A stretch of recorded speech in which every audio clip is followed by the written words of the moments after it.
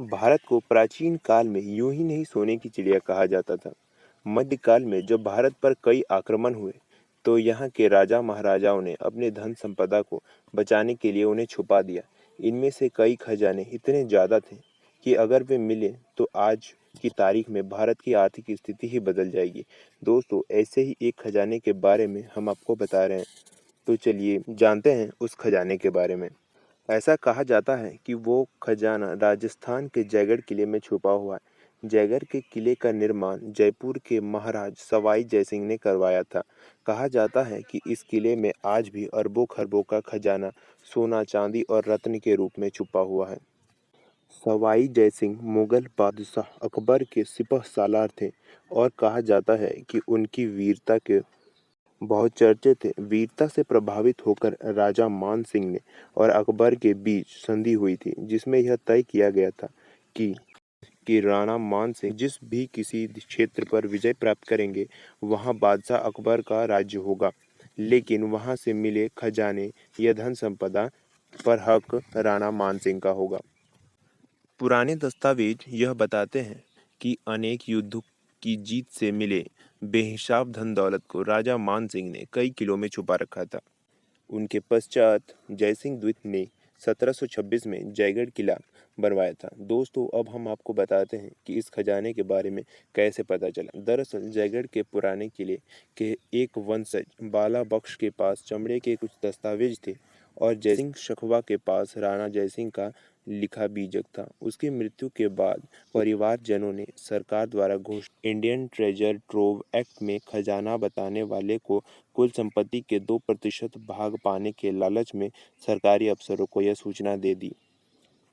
कहा जाता है कि जयपुर रियासत में बड़े ओहदे पर रहे राव कृपाराम के पुत्र राव किस्तूरी चंद ने परिवार में की कुछ दस्तावेज जयपुर के आखिरी महाराज सवाई भवानी सिंह को सौंप दिया था, जिसमें लगभग वही सभी विवरण थे जो बाला बख्श के परिवार के पास पाए गए बीजक में थे। इसके अलावा अरबी पुस्तक तिलस्मी ए अम्बेरी में भी उल्लेखित किया गया है कि जयगढ़ किले में 7 टाँकों के बीच हिफाजत से दौलत छुपाई गई थी।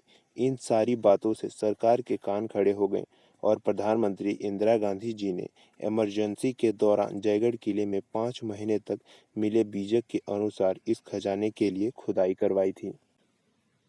भारत सेना ने खजाना खोजने के लिए सेना की 37वीं इंजीनियर्स कोर को बुलाया और 5 महीने की खुदाई पूरी होने के बाद यहाँ बताया गया कि महज 230 किलो चांदी का ही सामान मिला गया।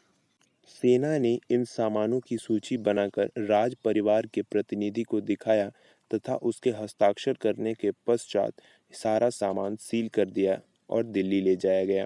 दोस्तों, हम आपको बता दें कि इस खुदाई से मिले सामान पर हमेशा से ही विवाद रहा है, क्योंकि खुदाई के दौरान सेना के ट्रकों का काफिला जब दिल्ली लौटने लगा तो जयपुर दिल्ली का राजमार्ग पूरे दिन के लिए बंद कर दिया गया था और उसकी सुरक्षा के लिए हथियारबंद सैनिक तैनात किए गए थे। अफवाह यह भी थी कि यह सारा ऑपरेशन इंदिरा गांधी के आदेश और संजय गांधी के निरीक्षण में हुआ था और ट्रकों का सारा सामान दिल्ली छावनी में रख दिया गया था। हालांकि इंदिरा गांधी ने कहा कि यहाँ कोई खजाना नहीं मिला है, मगर इसी दौरान पाकिस्तान के सदर जुल्फ़िकार अली भुट्टो ने इस खजाने से पाकिस्तान का हिस्सा मांग लिया। 11 अगस्त 1976 को भुट्टो ने इंदिरा गांधी को एक पत्र लिखा कि विभाजन के समय ऐसी किसी दौलत की अविभाजित भारत को जानकारी नहीं थी।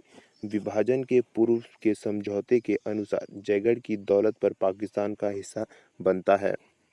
भुट्टो ने यह लिखा था कि पाकिस्तान को यह पूरी आशा है कि खोज और खुदाई के बाद मिले खजाने पर पाकिस्तान का भी हिस्सा होगा और उसे बगैर किसी शर्त के यह दे दिया जाएगा। इंदिरा गांधी अपने जवाब में यह लिखी थी कि विशेषज्ञ ने पाकिस्तान के औचित्य की जांच कर ली है। विशेषज्ञों के अनुसार पाकिस्तान का कोई दावा नहीं बनता है। साथ ही इंदिरा गांधी ने यह भी लिखा था कि जयगढ़ के किले में किसी तरह का कोई खजाना नहीं पाया गया है। दोस्तों, अब आपके मन में यह सवाल निकल रहा होगा कि आखिर खजाना गया कहाँ? क्या आप इसे गेस करके बता सकते हैं? तो हमें कमेंट ज़रूर करें। तो चलिए मैं आपको बताता हूँ कि उस खजाने का क्या हुआ। तो इसके जवाब में हम आपको बता दें कि जयपुर राज परिवार का कहना था कि खजाने का एक बड़ा हिस्सा जयपुर को बसाने में खर्च हो गया था, पर दस्तावेजों की माने तो मान सिंह द्वितीय ने अपने काल में खजाने के एक बड़े हिस्से को मोती डूंगरी में छिपा दिया था। इसकी पुष्टि कानोता के जनरल अमर सिंह की डायरी में होती है, जिसमें यह लिखा गया था कि मान सिंह ने जयगढ़ के किले को बदल दिया और भारी मात्रा में सामान यहाँ से लेकर गए थे। कुछ पुराने लोगों का मानना है कि इस खजाने का पता चल गया था, लेकिन श्राप के डर से किसी के निकालने की हिम्मत नहीं हुई।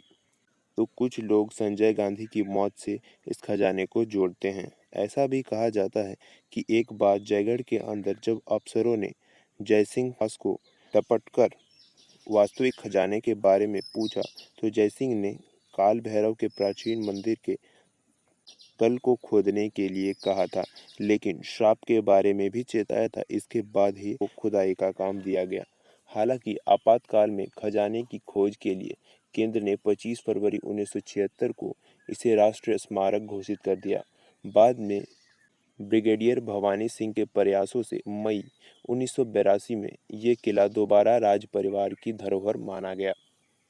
भवानी सिंह ने दिसंबर 1982 को जयगढ़ का कब्जा लेने के 3 दिन बाद ही इस किले को जयगढ़ पब्लिक चैरिटी ट्रस्ट के नाम से पंजीकृत कर दिया गया।